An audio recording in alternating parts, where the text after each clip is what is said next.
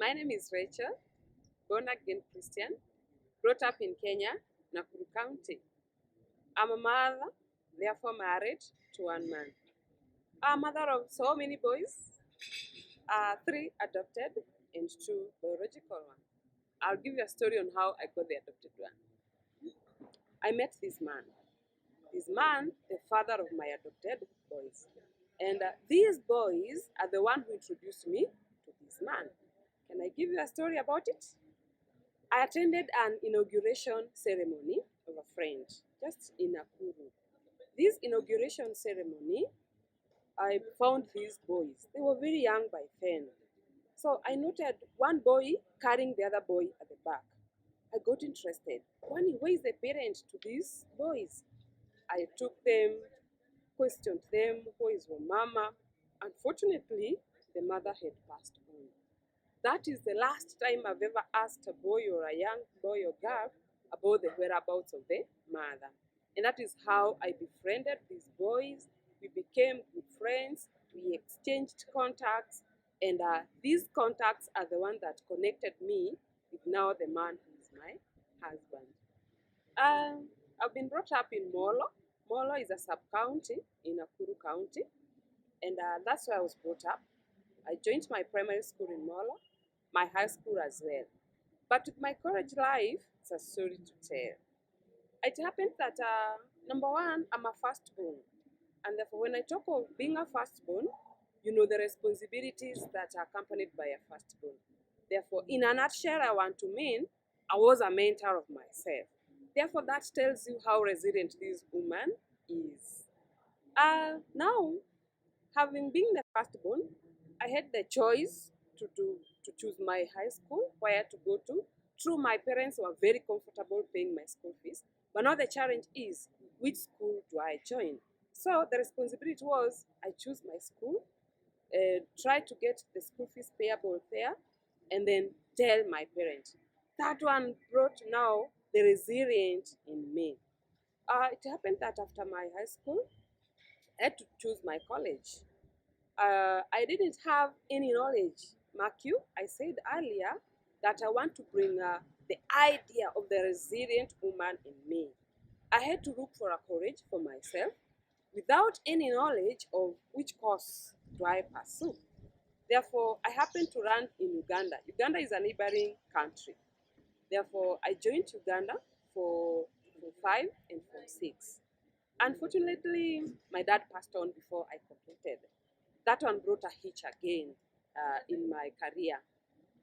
Having said that, I had to look for somebody to mentor me. I had to walk around, look for employment. Now that was after my dad passed on.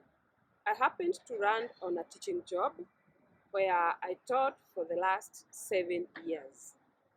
Later on, the government of Kenya came up with a constitution that for you to teach, you must be registered as a teacher, of which my qualification didn't allow me to register as a teacher. Initially, I had a passion of working as a mentor in an organization, and this is what now landed me to where I work. Mark you, I work with Rift Valley Institute of Business Studies as an admin.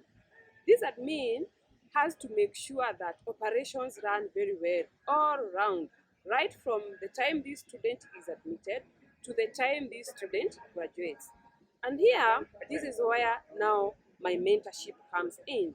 I encounter students who come, number one, to make inquiries with a very empty mind on the courses they would wish to pursue, just like myself back then. Now, what I do to these students, I nurture them, we have a rapport, we talk, I enlighten them on the courses that they can do, depending on the performance and also the passion. These courses, we have several of them, whereby some students just choose for the sake. And therefore, finally, they end up returning in town as job seekers. Therefore, this is where I find my most important time. I mentor them, I guide them on how to choose the best course they can do, where it will land them finally.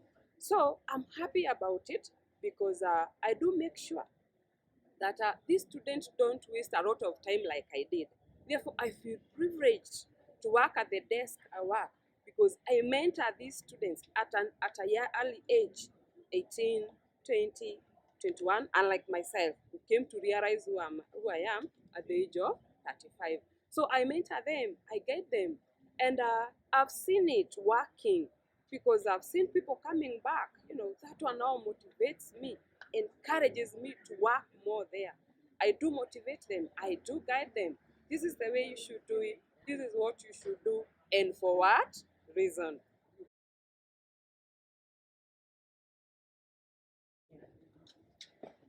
To this young Kenyan girl who is confused like I was so many years ago, a message for you.